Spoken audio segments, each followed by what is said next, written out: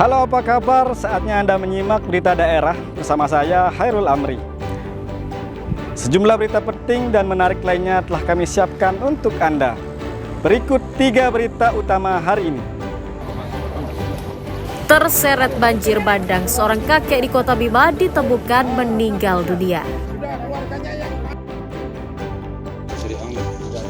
Diduga edarkan narkoba, seorang pria Parubaya di Mataram diringkus polisi. Ratusan warga di Lombok Tengah beramai-ramai mengantre bantuan langsung tunai di kantor pos.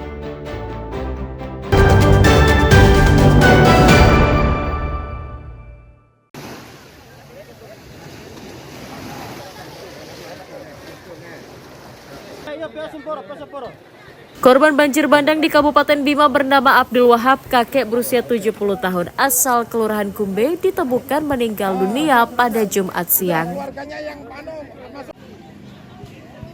Penemuan korban setelah tim Basarnas dibantu nelayan memperluas pencarian di pantai yang menjadi hulu sungai tempat korban hilang.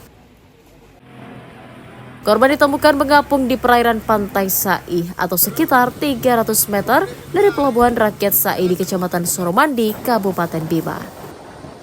Jasad korban kemudian dievakuasi ke daratan menggunakan perahu but milik kepolisian. Korban ditemukan jam 9 pagi di perairan Sai, Desa Sai, Kecamatan Soromandi, Kabupaten Bima dalam keadaan meninggal dunia. Korban ditemukan mengambang oleh nelayan setempat kurang lebih 300 meter dari dermaga Sai. Setelah menerima laporan penemuan tersebut, tim SAR gabungan menuju lokasi penemuan dan melaksanakan evakuasi terhadap korban. Sebelumnya kakek bernama Abdul Wahab 70 tahun asal Kelurahan Kumbe, Kota Bima dilaporkan terseret banjir pada Rabu sore saat buang air kecil di pinggir sungai yang tak jauh dari rumahnya. Untuk mengantisipasi timbulnya korban jiwa, Basarnas mengimbau masyarakat untuk mengurangi aktivitas di sungai dan di pantai selama musim cuaca ekstrim. Emi Kusuma dan Ridi Sulhi melaporkan dari Kota Bima.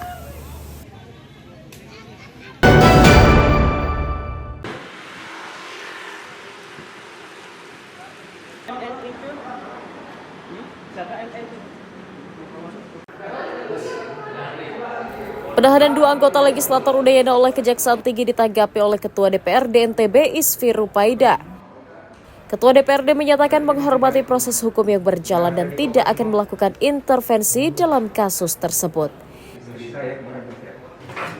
Ia mengajak masyarakat untuk mengedepankan asas praduga tidak bersalah sebagai hak warga negara yang harus dihormati.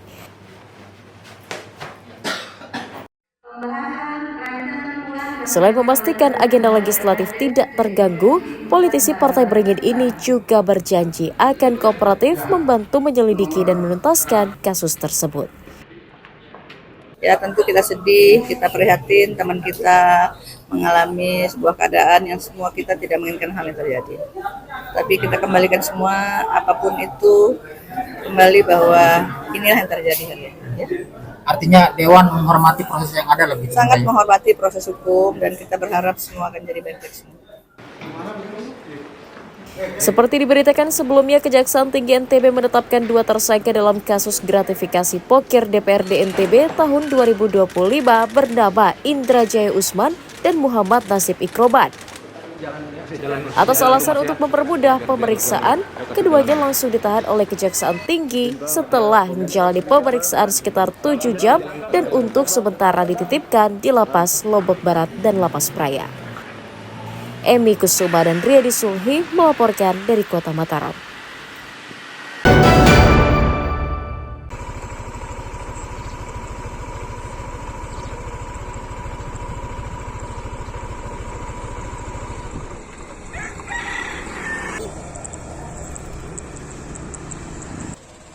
Pemerintah Provinsi Nusa Tenggara Barat mulai membangun jalan penghubung antar Kabupaten Lombok Barat dan Lombok Tengah di Desa Banyu Urip, Kecamatan Gerung sejak pekan lalu. Pembangunan jalan sepanjang 2,3 km menggunakan anggaran sebesar 8,9 miliar rupiah yang bersumber dari arahan Menteri Koordinator Infrastruktur dan Pembangunan Agus Harimurti Yudhoyono. Pembangunan dilakukan secara bertahap meliputi pembukaan badan jalan, penataan drainase, dan pengerasan badan jalan. Pembangunan jalan di wilayah ini menjadi prioritas. Kondisinya yang rusak dan kerap menimbulkan kecelakaan selalu dikeluhkan oleh warga. Kita kan kalau hujan ini kan kita harus ya perkiraan hampir tiap hari kan hujan setengah hari ini di siang. Jadi gelar seperti ini ya pagi kita usahakan sudah tergelar gitu. Sebelum hujan. Ya, ngatur waktunya. Berarti Bu yang di sini berapa panjangnya Bu? Di sini 2,3 kilo. Terus yang di sana 0,27. Jalan ini sangat rusak memang awalnya, dan sekarang alhamdulillah lagi dikerjakan untuk menghubungkan antara Desa Banyurip dengan Desa Lombok Tengah. Jalan satu-satunya akses ini, satu-satunya akses menuju ke kabupaten provinsi. Sekaligus dengan drainasenya juga, Pak. Sekaligus dengan drainase, talud drainase dan rabat. Perbaikan jalan tersebut diharapkan dapat meningkatkan akses ekonomi, pendidikan, dan kesehatan warga yang berada di wilayah perbatasan antar kabupaten. Hairul Amri dan Riyadi Sulhi melaporkan dari Kabupaten Lombok Barat.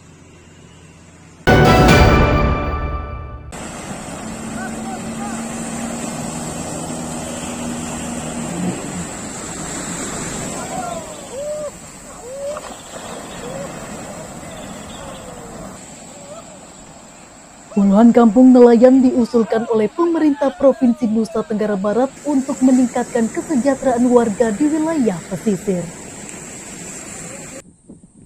Pemerintah provinsi mengusulkan 31 kampung nelayan merah putih yang ditargetkan mampu mengakomodir sarana prasarana, bantuan serta pemberdayaan ekonomi keluarga. Pemda meminta seluruh kabupaten kota lebih responsif dengan persoalan nelayan di daerah, sekaligus untuk memahami potensi kelautan di daerah.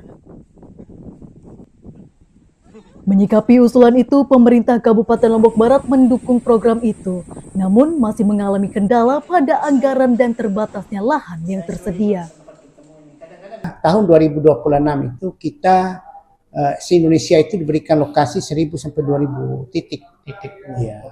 Ini harusnya kita gunakan oleh Provinsi NTB bersama kabupaten kota untuk mempersiapkan menangkap peluang itu. Input kita usulan NTB itu sampai sekarang itu sekitar 31, tapi ada yang double. Dan yang kedua ada juga sebagian budidaya. Tapi sesungguhnya yang konsen sekali itu adalah untuk support penataan kampung nelayan perikanan tangkap. Dua yang sebetulnya yang dituju, yang pertama ruang hidup dan yang kedua ruang sosial. Ruang hidup ini sarana prasarana dan lain-lain, kemudian ruang sosial bagaimana menaikkan penataan lingkungan dan menaikkan kesejahteraan. Sehingga salah satu bagian dari yang diminta di sana adalah cold storage. Jadi kalau dapat nggak mesti langsung dilepas gitu. Nunggu harga bagus stabil taruh cold storage dulu. Sehingga pemasarannya bisa lebih luas. Program Kampung Nelayan Merah Putih diharapkan mampu menjadi pendorong utama pembangunan ekonomi masyarakat pesisir serta menghadirkan pemerataan infrastruktur di daerah. Hairul Amri dan Riyadi Sulhi melaporkan dari Kabupaten Lombok Barat.